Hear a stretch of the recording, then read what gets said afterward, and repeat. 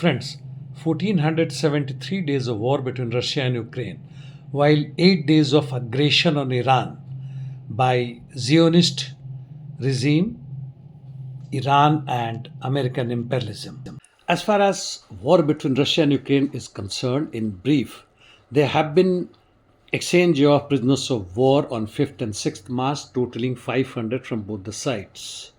Ukrainians are still holding close to 240 square kilometers in Hulyai and Oleksandrivka areas, that is Zaporizhia and Dnipropetrovsk Oblast. And this happened especially because of Starlink disruption in last few weeks. In this time, Russians have gained 115 square kilometer in various sectors like Pokrovsk, Lyman, Novopavlivka front, Volchansk and Sumy. And also we have noticed massive air interdictions from both the sides.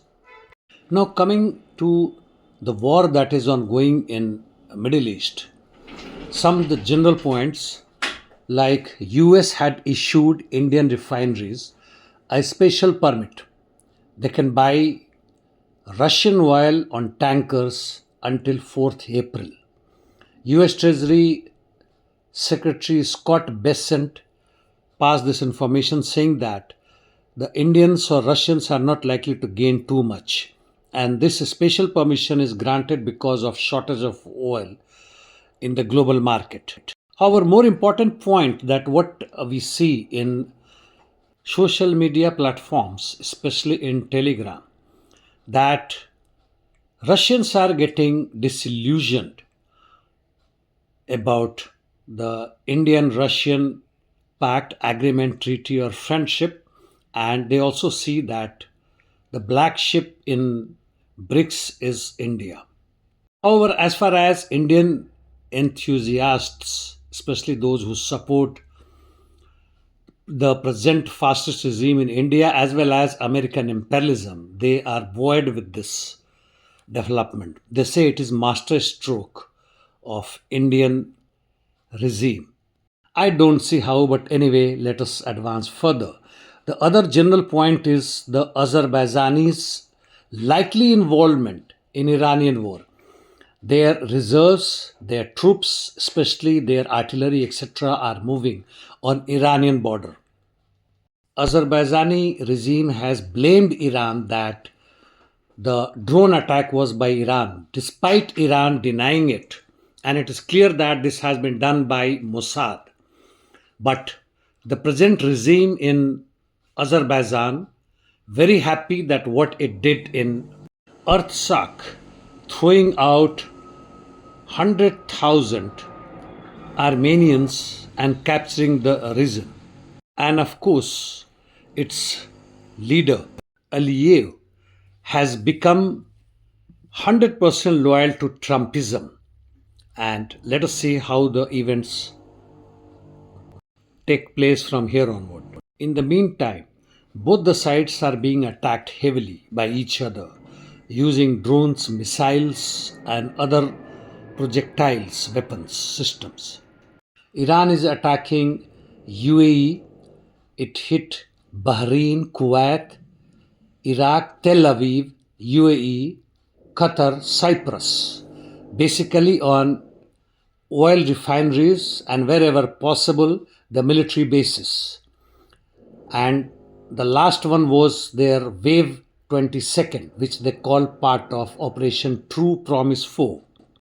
Israel and US, they are continuously bombing Tehran and another more than half a dozen of cities. As per US statement, 30 naval vessels belonging to Iran has been destroyed.